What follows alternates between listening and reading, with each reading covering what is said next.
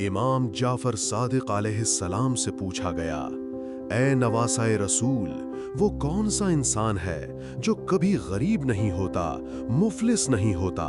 جیسے ہی یہ سوال کیا گیا تو نواسائے رسول امام جعفر صادق علیہ السلام نے فرمایا،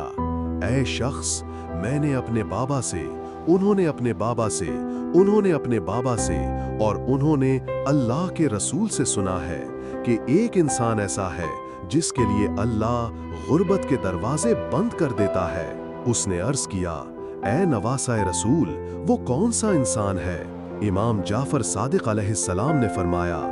وہ انسان وہ ہے جو کفایت شاری اختیار کرتا ہے اور میانہ روی سے کام لیتا ہے، تو اللہ اپنے فرشتوں کو حکم دیتا ہے، اے میرے فرشتوں، اس بندے کے لیے رزق کے اسباب پیدا کرتے رہو اور اس پر غربت کے دروازے بند کر دو،